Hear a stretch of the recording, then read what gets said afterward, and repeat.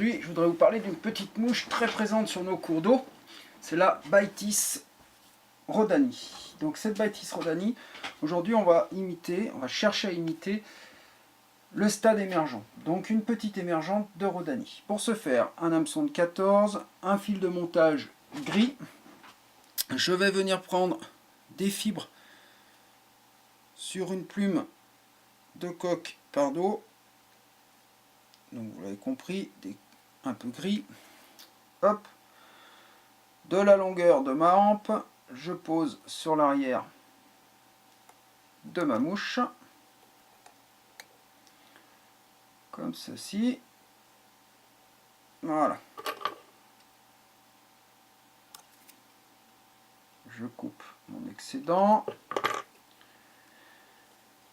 et je viens me repositionner vers ma courbure. Je vais fixer un petit fil de cuivre fin, le plus fin que vous ayez. Là, je le positionne sur le dessus pour bloquer, comme ceci. Ensuite, je vais utiliser du dubbing de lièvre naturel. Donc c'est un peu un gris brun. Hein. Voilà. Dubbing de lièvre naturel que je pose sur le fil sans poisser parce que j'aime bien pouvoir ensuite l'ébouriffer. Voilà. Comme ceci. Et je fais avec mon dubbing un corps. Un petit peu dodu. Et je vais venir faire mon cerclage avec mon fil de cuivre. Donc je pose mon pouce contre l'hameçon. Après chaque tour, vous regardez, je fais un tour. Je pose mon pouce contre l'hameçon et je tire. Hop. Deuxième tour. Pouce contre l'hameçon, je tire. Troisième tour.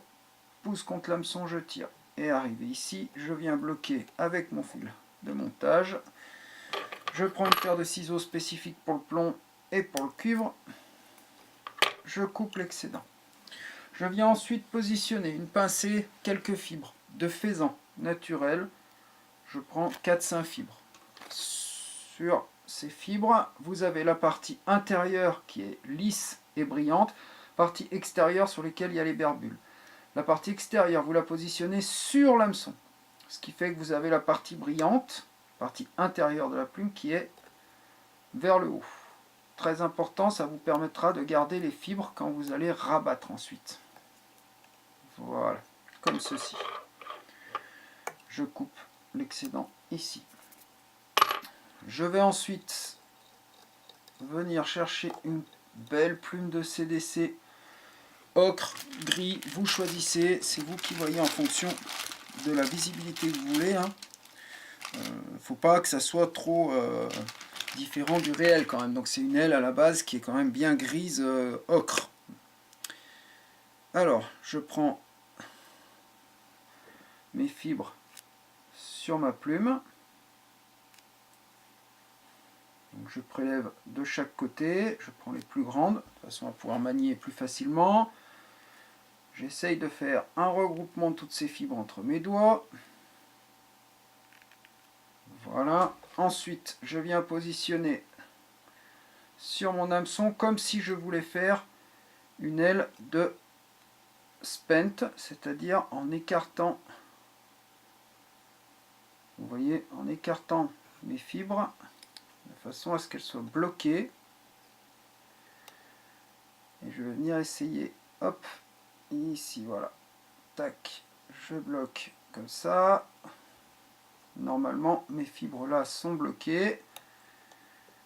Je vais essayer de refaire un 8 pour la redresser légèrement. Voilà, alors ça c'est une partie, hein, vous verrez, c'est une partie qui est un petit peu délicate puisque elle nous oblige à quand même passer au milieu des fibres sans toutes les bloquer, donc c'est un peu compliqué. Là je vais hop, tirer correctement pour bien tout bloquer sur l'avant. Je reviens me positionner ensuite sur l'arrière de mon CDC, en gros entre le CDC et ma plume de faisan. Je récupère à nouveau mon dubbing de lièvre naturel que je vais utiliser pour faire mon petit thorax. Donc là, pareil, j'en mets pas trop, hein, j'essaye d'être soft.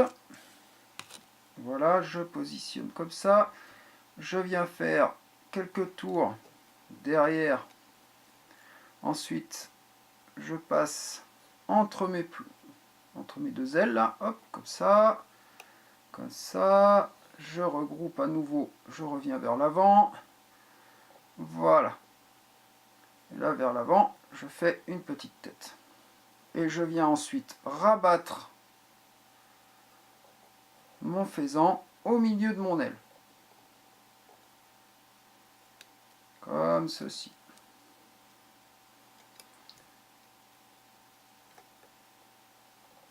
Je viens me positionner devant, une petite demi-clé pour plus que ça bouge.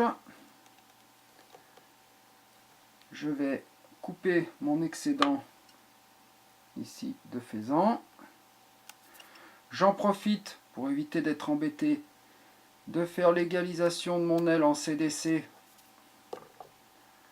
pour qu'elle soit quand même à taille réaliste. C'est l'avantage du CDC, souvenez-vous, de toute façon vous pouvez le couper, il restera, voilà, il n'y a pas de souci. Voilà. Donc après, à ce niveau-là, je vais tout simplement former ma tête. Voilà. Je vais faire mon nœud final et ma mouche sera terminée. Donc je viens ici, hop, bloquer comme cela. Tac. Voilà. J'en refais un pour être plus sûr parce que c'est, on ne sait jamais. Et voilà. Je coupe à ras et il va me rester, voilà, à égaliser un petit peu mes fibres parce que c'est laissé, ça se balade. Et voilà, ma mouche est terminée, émergente de Rodani. Bon montage, bonne pêche à tous.